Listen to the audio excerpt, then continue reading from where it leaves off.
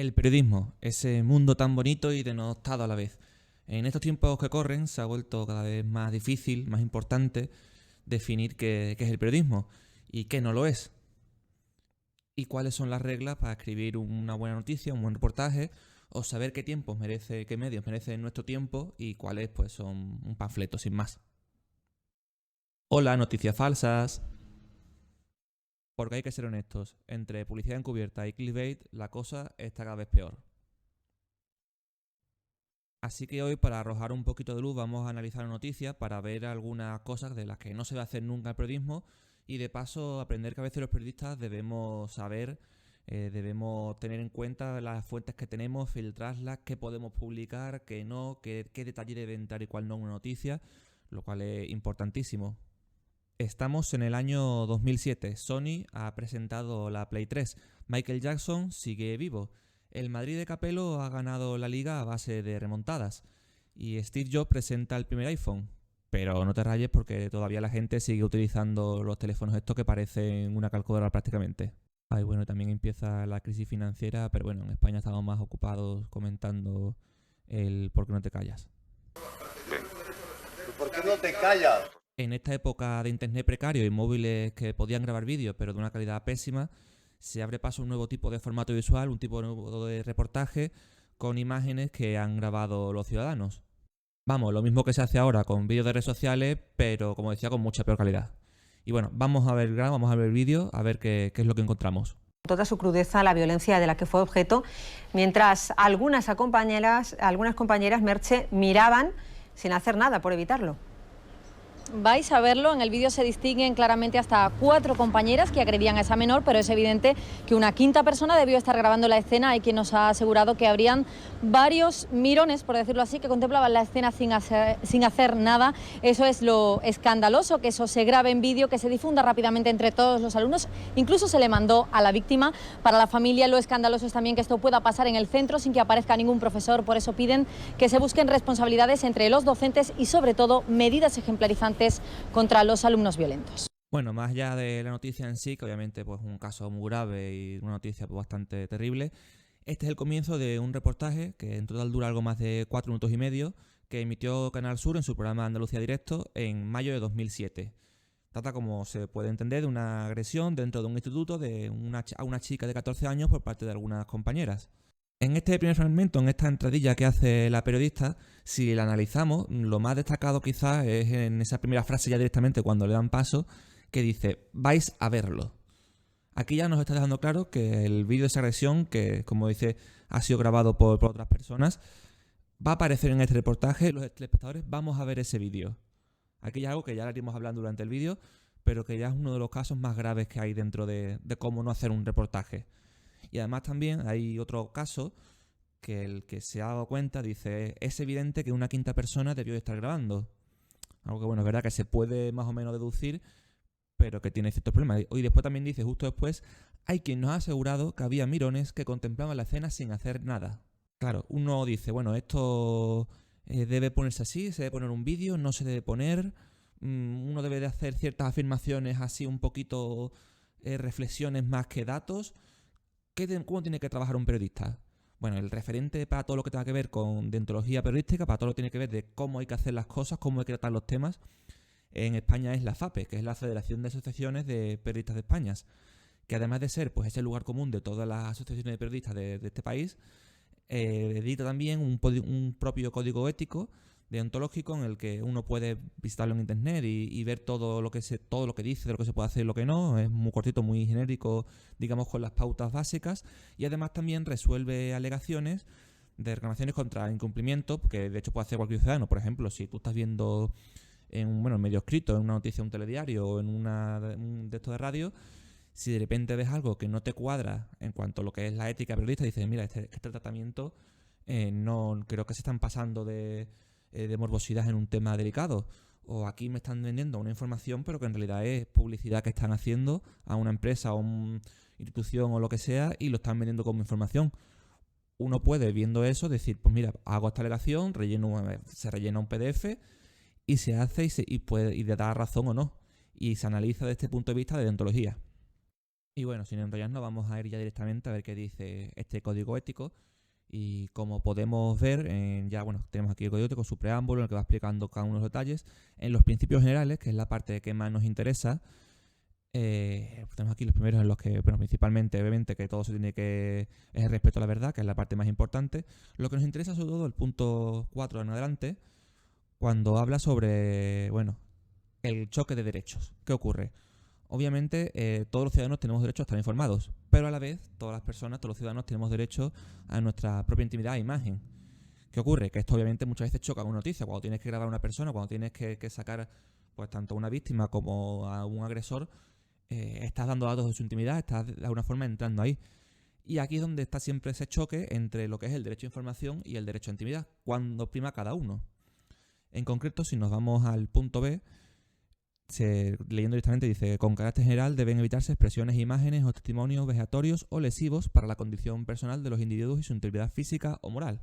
Es decir, hay que evitar sobre todo, pues digamos, poner imágenes o poner trozos en los que salga alguien hablando, de manera que una persona salga perjudicada en su integridad física, ya sea pues con burla, ya sea mostrando algún defecto que pueda ser motivo de insultos, no solamente al físico, también a la moral, a la persona en sí, a la forma en la que lo vemos. Si al final tú estás a una persona insultándola en la televisión, esa persona queda de alguna forma marcada. Y eso es algo que obviamente tenemos que evitar como periodistas a la hora de tratar una información.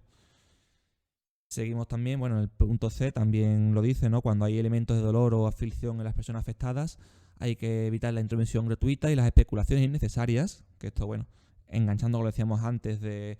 Bueno, es que a lo mejor había un grupo de mirones que estaban allí mirando sin hacer nada, según dice gente. Son detallitos que uno tiene que evitar siempre. Y pasamos allá a partir del D, que este es el más importante. Bueno, el D sobre todo, pero el D también.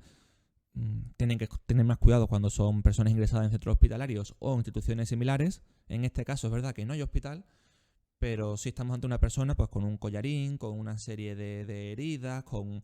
Digamos que aunque no sea literalmente en la cama de un hospital ingresado con una vía puesta, sigue siendo una persona en una situación de vulnerabilidad en cuanto a lo que es, digamos, a nivel médico, ¿no? Que tiene, pues eso, un collarín, tiene una serie de vendas, etcétera. Y sobre todo, como decía en este vídeo, lo que más nos interesa es el punto E, en el que dice que se prestará especial atención al tratamiento de asuntos que afecten a la infancia y a la juventud y se respetará el derecho a la intimidad de los menores, porque... Lo que dice tanto este código ético como otros tantos es que los menores son los más importantes en este caso. Hay que protegerlos ante todo porque, bueno, para empezar no tienen esa capacidad que tiene un adulto de manejar su propia imagen, de manejar su propia imagen ante el público.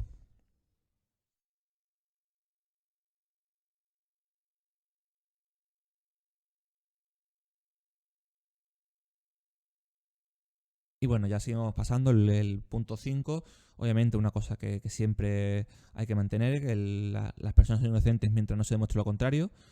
Pero aquí sobre todo nos interesa el punto B, en el que dice: se evitará nombrar a las víctimas de un delito, así como la publicación de material que pueda contribuir a su identificación, actuando con especial diligencia cuando se trate de delitos contra la libertad sexual. Obviamente, si estamos ante un caso de una agresión sexual, lo último que un periodista se le va a ocurrir siempre es decir: esta es la víctima, se llama tal y vive en la calle cual, en tal sitio y se mueve por estos sitios. No, obviamente, siempre, por eso muchas veces cuando estamos viendo una noticia, sobre todo en telediario, que al ser visual es cuando más se nota estas cosas, se utilizan planos en los que no se ve la cara, está tapada o está contra un contraluz, voz así, digamos, modificada. En un artículo de prensa se ve como el nombre, te dicen, se llama tal nombre que hemos inventado para mantener su privacidad. En casos así, digamos, muy graves, lo que tiene que primar siempre es la intimidad de la víctima. Primero, para no volverla a victimizar, y segundo, porque esa persona tiene derecho también a que, digamos, a que no quede marcada de por vida por esa noticia, a que si tú buscas su nombre en Google, por la razón que sea, lo primero que te aparezca no es un aspecto tan negativo, un momento tan difícil de su vida, sino pues todo lo demás, ¿no?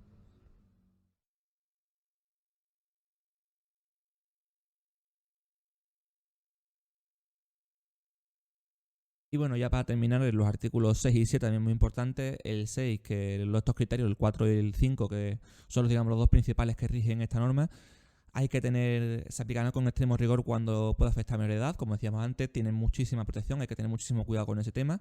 Y sobre todo, dice aquí, el particular periodista deberá tenerse de entrevistar, fotografiar o grabar a los menores de edad sobre temas relacionados con actividades delictivas o enmarcables en el ámbito de la privacidad. Y ya por último, el periodista extremará su celo profesional en el respeto a los derechos de los más débiles y los discriminados.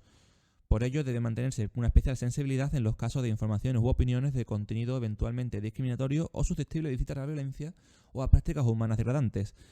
En este caso no podemos hablar de, digamos, de discriminación directamente, ya como vamos a ver, en principio no es una persona que vamos a decir que se puede atribuir directamente sobre ese tipo de causas, de religión, de raza, de etnia, de sexo, etcétera. Pero sí, digamos, aquí en mi opinión, como estamos hablando de un caso de una agresión en un instituto, en un caso de bullying, yo sí creo que en cierta manera estamos entrando en un terreno de personas débiles, de personas discriminadas, en ese sentido de personas que han sido agredidas. Yo creo que también digamos que encaja, aunque no sea dentro de esos preceptos básicos, sigue entrando dentro de personas discriminadas.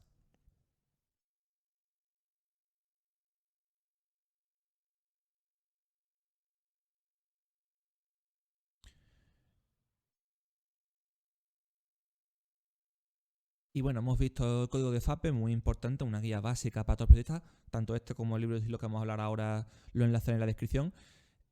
Claro, estamos hablando de Canal Sur y como decía, Canal Sur tiene su propio libro de estilo, que como cualquier otro medio es un documento que marca cómo se deben hacer las noticias, cómo se debe hacer una información periodística, de cómo se hacen bien las cosas, ¿no? De que cómo tenemos que tratar los temas, qué términos tenemos que usar y cuáles no, también a nivel de los planos, del lenguaje, hasta qué punto entrar en un tema o no, de diferentes, ¿no? De, por ejemplo, pues un caso de violencia de género, un caso de corrupción política, un caso de muchísimos temas de cómo hay que hacerlo. Es la guía básica, en casi todos los medios tienen el suyo. En este caso, como es una noticia de un reportaje de Canal Sur, pues vamos a ir a lo que dice Canal Sur y lo tengo por aquí. Que bueno, en concreto lo que nos interesa es el apartado 9.4, menor de edad, estamos en... Que bueno, tenemos aquí ya la última versión de 2017, en el apartado tenemos el apartado 9, normas éticas y profesionales, tiene asuntos comprometidos, que es lo que nos interesa. Aquí hay varias referencias a la recomendación del Colegio de Periodistas de Cataluña, que va en la misma línea que la FAPE, una copia básicamente. Pero en concreto lo que nos interesa es este punto, menor de edad, el 9.4, que está aquí en la página 147 como podemos ver, que bueno, comienza con una cita sobre la Convención de los Derechos del Niño, muy interesante, que al final lo que viene a decir es lo mismo como comentado, la importancia de proteger a los niños y sobre todo eso, ¿no? De mantener el honor, la intimidad y la buena imagen que tienen que ser especialmente preservados. Tienen esta introducción que esto en el fondo no es diferente a lo que dice la FAPE en cuanto a tener cuidado especial con todo lo que tenga que ver con menores de edad. Y que tenemos que tener claro, obviamente, que lo más importante es el interés último de la intimidad de los niños, de los menores de edad, que al final está por encima casi siempre de lo que puede ser interesante en una noticia. Si nos vamos hacia abajo, a la parte así más importante, estamos aquí en el 4.2, daños perjudiciales. Y leyendo dice, la primera duda que surge no es cómo contar algo que afecta a un menor, sino si incluirlo o no incluirlo para evitar un mal insuperable. La conclusión es evidente. Un menor no debe aparecer ni ser nombrado o aludido si ello no afecta al buen sentido de la noticia. Algo que tenemos claro. En caso contrario, omitiremos los detalles que puedan perjudicarle, se difuminarán o ocultarán sus rasgos y como máximo se dará nombre de pila y la edad, pero se silenciarán las demás circunstancias. Es un error muy común que pasa en este reportaje, que nos referimos...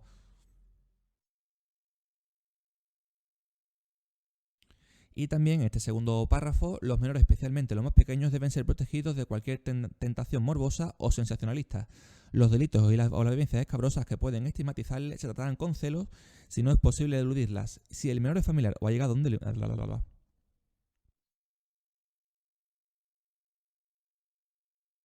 Y dice aquí ya también en el segundo párrafo, un error común es omitir el nombre o las señas particulares del menor, pero no hacerlo con la identidad de sus padres o parientes, en cuyo caso incurrimos por exceso de compensación en el mismo inconveniente que tratamos de evitar. Esto es un error muy común, como pasa en este reportaje de hecho, que nos referimos al menor solo por su nombre, pero justo después aparece un testimonio del padre o de la madre, que aparece, claro, su nombre completo como si fuera pues, cualquier otra persona. ¿Qué pasa? Pues claro que si tenemos el nombre por un lado del menor y por otro lado los apellidos de alguno de los padres o de los dos, pues ya es relativamente fácil, ya por no tienes el nombre de esa persona y ya empiezas a poder identificarlo. O tanto como estamos diciendo el nombre, como cualquier otro dato que puedas decir, como si puede ser el nombre de la calle, o lugares que frecuenta, o una imagen de su casa desde lejos. Muchos datos que se pueden, una vez que uno se une, digamos, hacer un perfil. Y sin querer entrar, de todos modos, igualmente sin querer entrar en detalles, porque esto ya veremos más al final, hacia las conclusiones, aunque es algo obviamente que hay que evitar en la medida posible, dentro de lo que es este reportaje, las cosas que estamos viendo, que vamos a ver ahora, yo creo que obviamente es un error mucho menos importante en cuanto a intensidad que el resto que vamos a señalar, y que desde luego en mi opinión no sería suficiente para hacer una reclamación, aunque obviamente es algo que uno siempre tiene que recordar y tener en cuenta, de que si uno está omitiendo el nombre de una persona para para preservar su intimidad, claro, al final si justo después das datos de familiares cercanos que permiten identificarlo, pues al final no estás haciendo lo que has intentado hacer, pues lo estás tú mismo destruyendo al momento. Y bueno, siguiendo, nos vamos aquí al apartado de confidencialidad, en el que dice: el informador debe recordar que a veces la verdad está recogida en informes confidenciales, sumarios sometidos a secretos o atestados policiales. Bueno, básicamente que hay muchas veces que estos datos están en documentos oficiales de esta gravedad, ¿no? Como puede ser un atestado policial, y que, como dice eso, hay que mantener la confidencialidad que se nos exija. No podemos tampoco publicar un documento tal cual. Y este primer párrafo lo podemos llevar, que lo vamos a ver ahora, a un plano de recurso en el que se ve durante casi 10 segundos y de manera muy clara, nítido, el nombre de las presuntas agresoras, el curso al que van, e incluso la relación a dos de ellas que son hermanas. Y podemos seguir leyendo. Los empleados de Canal Sur se abstendrán de entrevistar a menores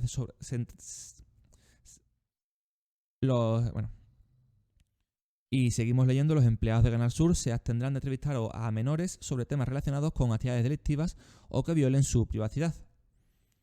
Y ya claro, en este segundo párrafo, pues por ejemplo, vamos a ver el testimonio de dos chicas también menores del instituto, dos alumnas, a las cuales se las pregunta, lo cual ya de primeras, pues uno dice, hombre, quizás teniendo ya a la agredida, teniendo ya al padre, teniendo ya a una profesora, teniendo así, digamos, bastante testimonio, ¿realmente hace falta que una alumna certifique, una menor de edad, que esa agresión ha ocurrido, teniendo ya todas las pruebas y más que veremos?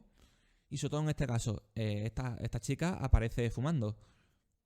¿Realmente es necesario, encima que ya está sacando una menor, sacarla en esa situación en la que sale fumando dentro de un instituto, con, digamos, la legalidad que eso es hacia ella?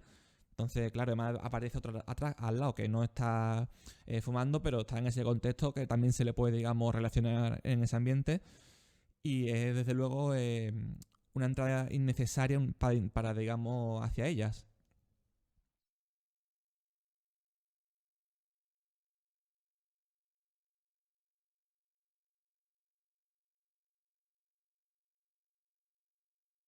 Y también, terminando este párrafo, dice: si por cualquier razón se estimase la conveniencia de hacerlo, es obligatoria la intervención sobre la imagen y sonido para evitar su identificación. O sea, que si tenemos que tratar con un menor, porque, bueno, en este caso, por ejemplo, podemos decirlo, ¿no? Una agredida en una agresión dentro de un instituto, pues, hombre, la víctima, su testimonio es importante que hable.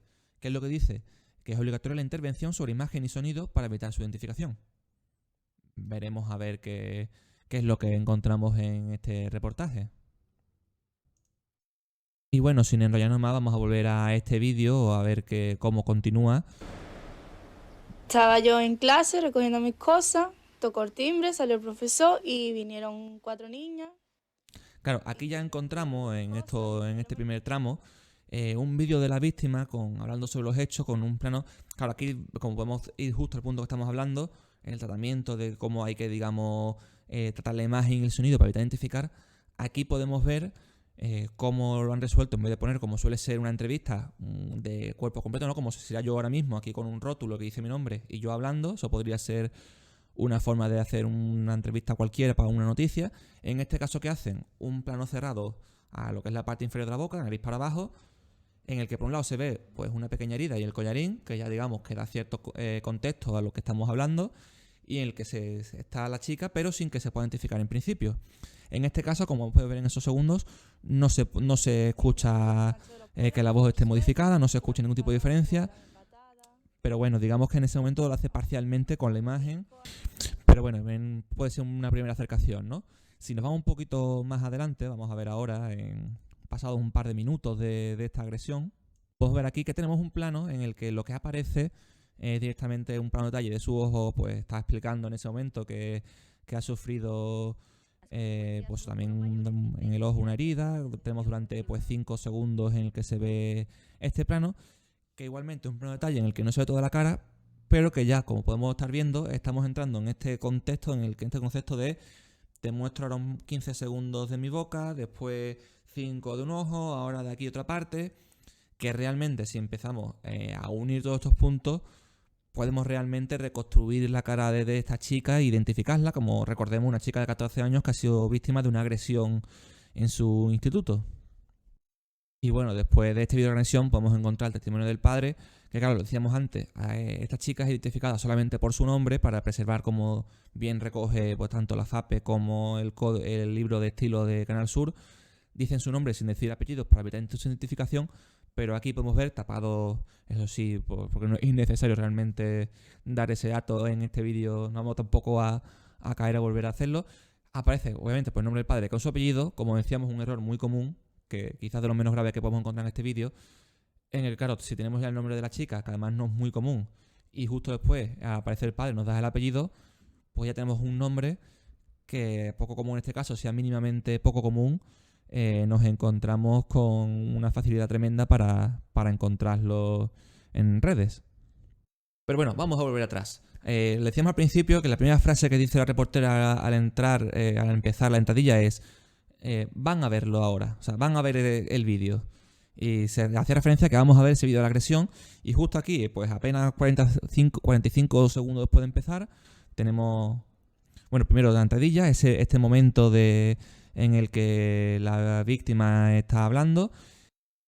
Y nada más pasar el minuto 05 de vídeo, pues está aquí explicando la agresión de sus compañeras. Y nos encontramos el siguiente plano que pasa directamente a enfocarnos, también censurado por razones obvias, en el que, bueno, lo que se ve simplemente, como se puede ver, es un teléfono móvil en el que se está reproduciendo un vídeo y obviamente pues lo que se ve en el vídeo es una agresión en la cual se puede ver perfectamente los golpes que se le dan, con no demasiada calidad, no se puede ver con nitidez la cara de las personas involucradas, pero se ve la acción. Y aquí lo estamos viendo. Y esto es un vídeo que, aunque pues parece, bueno, sí, que se ha visto en total durante 20 segundos, no es una única vez que aparece hasta en 3 ocasiones al menos, que podemos ver otra vez, por si acaso, tanto aquí como en mitad del vídeo, como después al final justo ya para terminar de cerrar la pieza, que aparece este vídeo, pues en principio sin ningún tipo de lógica, ¿no? Porque como hemos visto, no debemos mostrar imágenes que digamos que puedan revictimizar a la víctima, que puedan suponer mayor sufrimiento para ella, y obviamente pues enseñar en televisión y que además esto pues quede subido en internet para siempre, un vídeo en el cual pues en el que se está subiendo una agresión de este nivel, pues obviamente es algo que va en contra de los intereses de esta menor, que ya como hemos visto pues se puede identificar incluso con los datos que se están dando en este vídeo. Y no son los únicos datos que se da, si nos vamos a otro momento podemos ver que se ven más datos.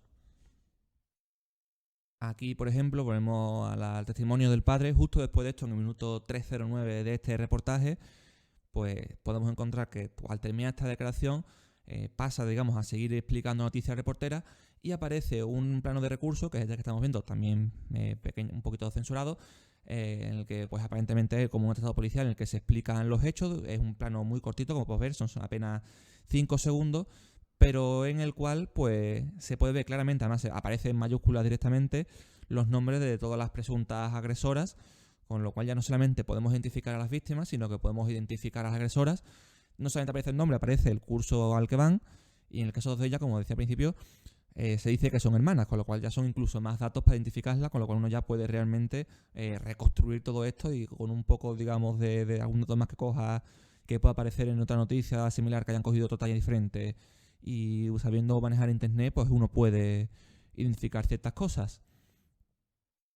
Aquí, bueno, incluso después de esto podemos ver que sigue podemos volver al vídeo, ¿no? Casi sin pararlo. Termina esto y vuelve otra vez a aparecer el vídeo de la agresión, está la segunda vez, ¿no? Para volver a recordar y vuelve otra vez el mismo vídeo de 20 segundos, bueno, esta vez mucho más corto. Y bueno, cuanto a lo que se trata de grabar recursos de menores, una cosa que siempre tenemos bueno, lo que se debe hacer bien y lo que se debe hacer mal. Aquí vamos a ver 2 ejemplos, más seguidos, de cómo sí se graba a menores en un colegio y de cómo no hay que grabar a menores en su colegio. Estamos aquí en minuto 1:33 de esta pieza. Podemos La ver agresión vídeo, era de bueno, nuevo grabada en vídeo con un teléfono. Estamos viendo primero en este plano cómo se está grabando a los niños, primero difuminándolos, ahora sin tapando las caras. Y es un caso de cómo sí se puede hacer un plano. Estás, digamos, sacando recursos para poner en contexto al espectador, pero es imposible, digamos, identificar a ningún menor porque aparece solamente la parte inferior del cuerpo, está la imagen difuminada, no se puede identificar. ¿Qué ocurre? Que justo después podemos encontrar este plano que ya decíamos, son 2 chicas, cuales están dando su opinión sobre el tema, están valorándolo, lo cual ya de primeras, viendo estos testimonios que tenemos y la fuerza, teniendo ya la víctima, teniendo el vídeo en este caso, que no iba a aparecer, como veremos más adelante, teniendo al padre, teniendo después también incluso aparece una profesora hablando del tema, parece innecesario que tenga que ser una niña a decir, bueno, pues sí, pues es verdad que esto se graba y se va pasando y todo el mundo se lo pasa y al final todo el mundo tiene ese vídeo. Es un dato que realmente, aparte de que ya se ha explicado en el reportaje, lo puede dar la misma reportera. Y además aquí podemos ver que como decíamos antes, pues se la ve en una posición en la que está fumando, la compañera al lado igual. Y como decía, aunque no se puede, digamos, identificar de primeras porque no se le ve la cara a ninguna de las dos, sí se le escucha la voz, incluso los padres, esta misma chica, ¿no? Los padres por la ropa la pueden reconocer y por la voz y decir, oye, ¿qué hacías tú fumando en el patio del instituto? Es una situación que obviamente pues tenemos que evitar en medida, porque si ya vas a entrar a sacar a una chica menor de instituto hablando del tema, pues por lo menos que no aparezca fumando, que igual que si no aparezca tomándose una cerveza siendo menor, o que no aparezca haciendo cualquier cosa que pueda ser delito, que pueda suponer un problema hacia su integridad física o moral. Y bueno, si volvemos al vídeo, después que como decía aparece un testimonio de una profesora, podemos encontrar en el minuto 4:20 este plano en el que podemos ver, bueno, primero desde espalda y ahora desde cara, otra vez un plano en el que se le puede identificar la cara. Y de esta manera, igual que antes tenemos un plano de nariz para abajo en el que se ve la boca, tenemos un plano de nariz para arriba en el que se ve tanto la nariz como los ojos. En este caso, obviamente, pues tiene un valor informativo porque estamos viendo la herida de la víctima, pero obviamente pues hay que tener mucho cuidado con este tipo de detalles, que a lo mejor pues si lo que quieres enseñar es la herida de nariz y el ojo también con la sangre, se puede hacer un plano mucho más cerrado, porque obviamente aquí, dentro de eso que decíamos de modificar la voz y la imagen, claro, la imagen al final es un zoom muy grande, que esto así como de manera aislada, pues sí que puede ayudar a no identificar a la víctima, pero obviamente en conjunto pues sí genera ciertos problemas. Es un vídeo más que, bueno, termina ya poco después, justo después de este plano. Obviamente pues vuelve a aparecer otra vez el vídeo de la agresión y ya pues digamos que con esto ya lo utiliza como cola, despide, como podemos ver aquí, la periodista, la presentadora con el vídeo así de fondo y ya pues pasa a otro tema. En total, como decía, pues son 4 minutos y medio, este es el vídeo y ahora pues una vez que hayamos visto las cosas principales vamos a hacer un poquito ya del fin de las conclusiones que podemos sacar. Bueno, en este vídeo estamos ante un caso claramente en el que estamos viendo cómo se está vulnerando la intimidad de una menor, sobre todo principalmente a través de ese vídeo en el que se publica de la agresión, que obviamente esto ya pues es razón de más únicamente para que pues, se pueda actuar contra y decir, oye, que se pueda decir, esta pieza incumple los códigos deontológicos del periodismo e incluso el libro de estilo del propio medio de Canal Sur. Pero respecto al resto de temas, que puede haber mejor más dudas, aquí siempre, bueno, no es el mismo caso que podría ser cuando estamos hablando de un tema judicial, de cuando es la jurisprudencia de un tribunal, pero obviamente, pues como decíamos, la FAPE hace resoluciones en los que trata este tipo de temas, con lo cual podemos ir hacia atrás y ver algunos de estos casos, a ver qué es lo que dicen, a ver cómo lo tratan. Y aquí podemos ver, por ejemplo, de la resolución del año 2014 contra el diario Al Punt Avui, una noticia en la que una denuncia del ayuntamiento contra dos noticias en las que no se tenían en cuenta las informaciones, los detalles que se están dando sobre un caso de las víctimas de maltrato infantil. Y aquí Leyendo literalmente, las noticias informan de la afiliación entre el agresor y la víctima, identifican con nombres y apellidos al agresor, así como la población de procedencia. Información que facilita los apellidos, la identificación del menor. Claro, en este caso, además incluso también dice que hay una fotografía del agresor con su nombre y apellido, lo cual también incluso ayuda aún más. Estamos en un caso parecido en el cual tenemos a una persona que por respeto a su intimidad no estamos identificando, pero a través de otros elementos contextuales, de un padre que aparece hablando, en este caso del agresor, tenemos nombres, tenemos apellidos, tenemos población, en este caso tenemos instituto, podemos empezar a unir datos y podemos identificar a la víctima, que es un caso, como podemos ver aquí, que algunas alegaciones que hace el propio medio, en el que dice estamos de acuerdo y llevaremos a cabo los procesos para que no se vuelva a repetir.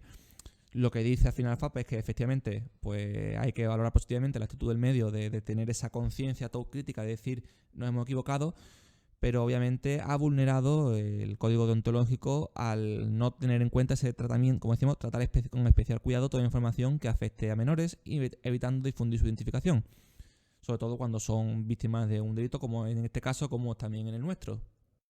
Otro caso paralelo, tenemos en este caso una resolución del año 2017, la número 143, que trata sobre que puede haber incurrido el Faro de Vigo y el Diario de Pontevedra, con una noticia de ese mismo año en el que también trata sobre una menor de edad con un abuelo, en el cual se publican fotografías del acusado que dice, lo que dice la denuncia es que esa publicación de las fotografías es una violación del derecho de la menor, primero de la presunción de inocencia del abuelo, que es el acusado, también que lo da por culpable, también de la menor, ya que digamos que la identificación, al ser la fotografía del abuelo, aparecen los nombres, una persona conocida en un pueblo muy pequeño, y eso puede ayudar a que se pueda identificar, como dice aquí, ¿no? Una niña de 10 años, y se habla con detalle de los hechos acontecidos, lo cual, como dice, una doble victimización de la menor, y además también pues un pueblo de una localidad de 10.000 habitantes, la foto del abuelo, la única nieta, una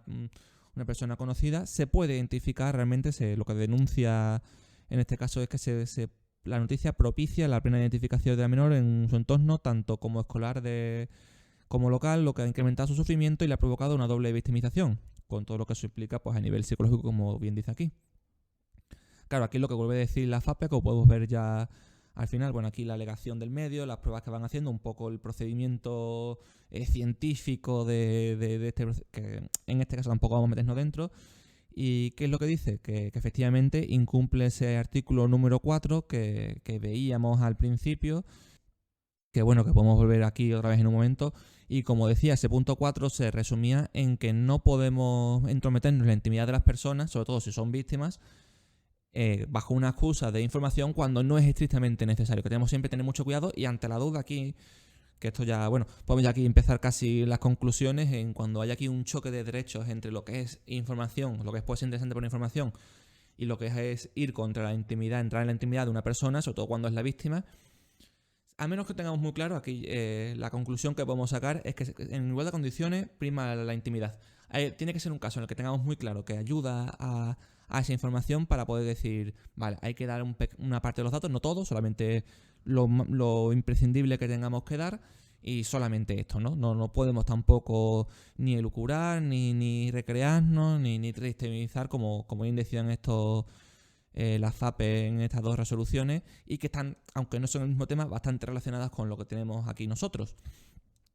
Aquí al final, bueno, tenemos un caso de una víctima que en el fondo está siendo revictimizada, como decíamos, a publicar ya simplemente ese vídeo, porque es algo que bueno, en aquella época quizás aún no estaba del todo concienciado, hoy en día sería impensable esto.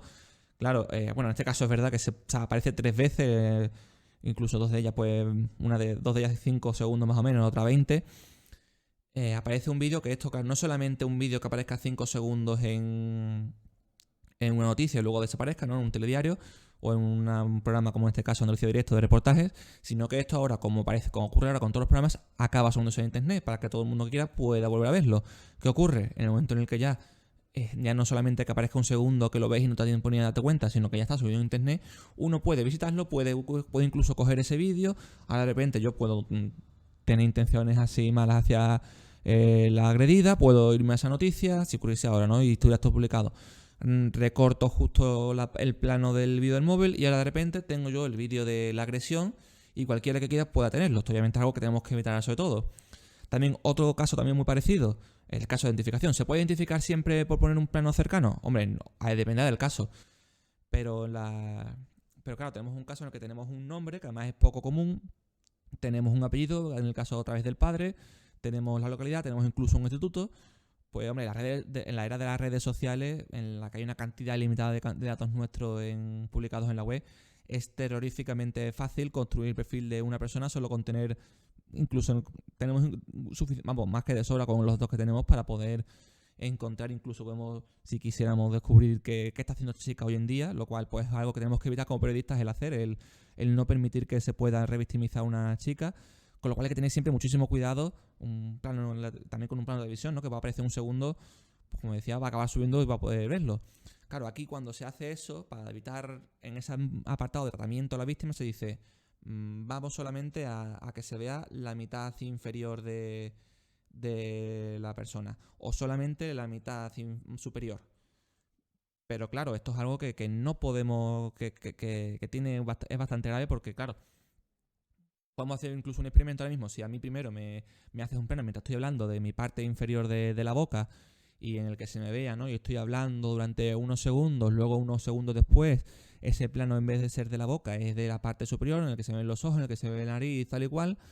En ese momento quizás pues puede costar un poco, pero como decimos, en esta era de internet, en esta era de que el vídeo esté disponible para cualquiera y puede verlo, pues puede ser tan fácil como pegar una mitad de otra y aunque quizás no coincidan perfectamente, ya se puede incluso ver lo que esa persona la podamos estar viendo, ¿no? Yo creo que es algo que siempre hay que tener muchísimo cuidado ahora de hacerlo.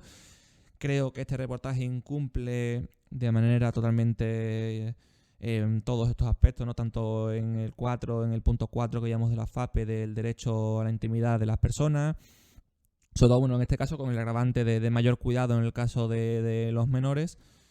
Y desde luego, tanto en el caso de esos planos que pone hasta 3 veces del vídeo en cuestión de la agresión, en el que se puede ver en la forma en la que graba una menor dando su opinión, una persona ajena, ¿no? Una menor ajena de instituto dando su opinión, en la que se la ve fumando en una posición que se puede escuchar por la voz y por la ropa se puede reconocer de manera completamente innecesaria, cómo se dan datos tanto de la víctima para identificarla, como en ese momento en el que se hace un plano recurso de lo que parece una denuncia o un atestado policial, en el que se ven los nombres, como digo, en mayúsculas de las presuntas agresoras y datos de ellas, planos en los que se va recreando las heridas de la chica, pudiendo unirse y crear el perfil de su cara.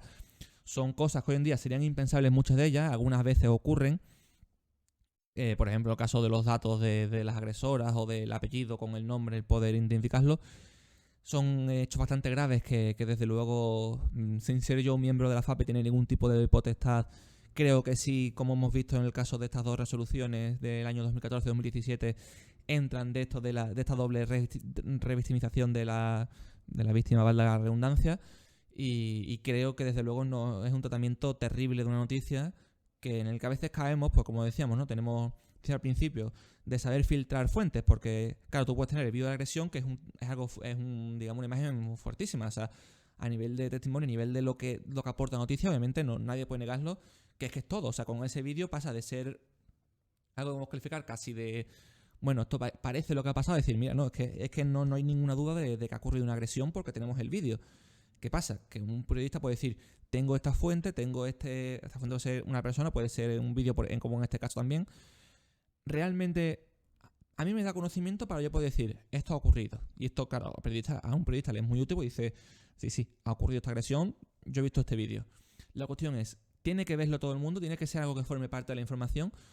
¿O solamente algo que forme parte, digamos, igual que también se habla, ¿no?, de los de récord, de estas cosas que uno no puede publicar, que forme parte de lo que un periodista conoce para información o noticias, pero que no tiene por qué dar de cara al público para evitar mayores problemas? Yo creo que en este caso no tendría que haberse publicado el vídeo, no tendrían que haberse publicado los datos ni de la menor ni de ninguna de ellas.